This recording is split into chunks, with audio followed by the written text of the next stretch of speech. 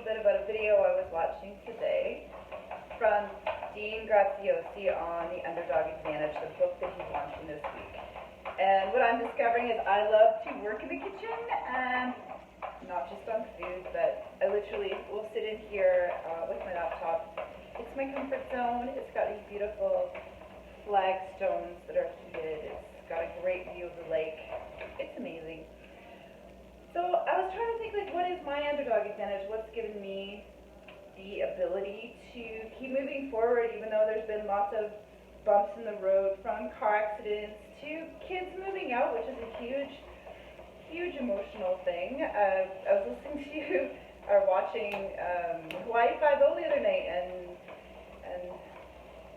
one of the dads on there, I can't think of the name of the actor, but his daughter's gone off to school, his kids have gone off to school, and it's really hard to not be needed anymore, and that is it is truly one of the biggest challenges. My kids are 23 and 25. My daughter's married. She's got 2 kids, and they bought their first house.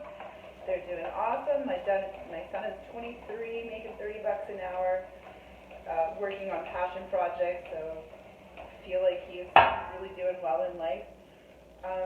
And I hope that part of the advantage that they have in life is that they always saw their mom working really hard, going to university at the same time as getting them to sea cadets, and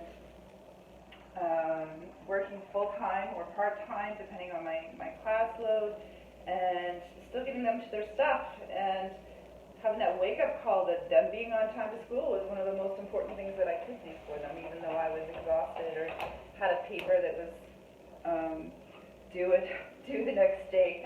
Getting them to school on time was the biggest thing I could do, and hopefully I taught them that. My son gets up at 4 o'clock in the morning to get to work for a job downtown, and gets paid pretty good.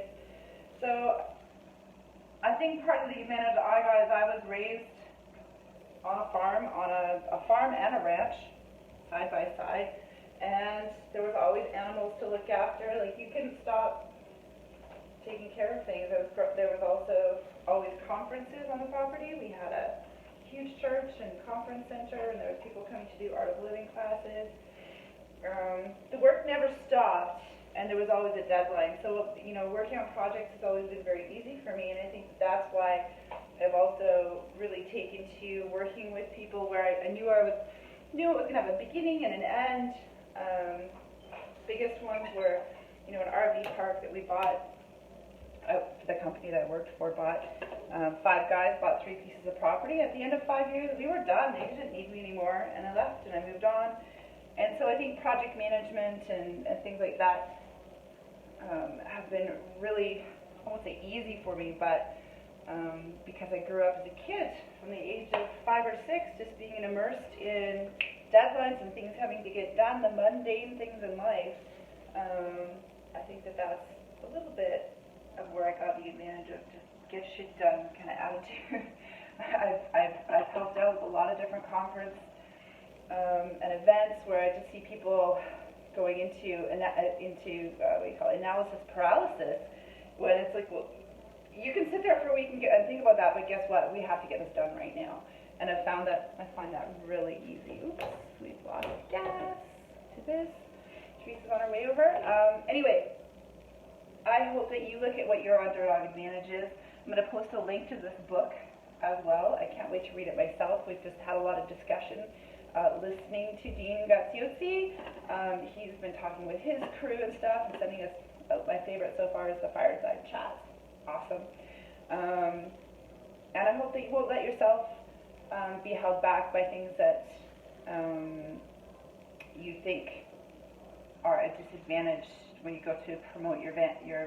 See, look at this. I'm not on the video because I got my hair up in a ponytail, but I got some fabulous stuff. I got nice hands. Actually, they've got hair dye in them. But don't, be creative. Don't be held back.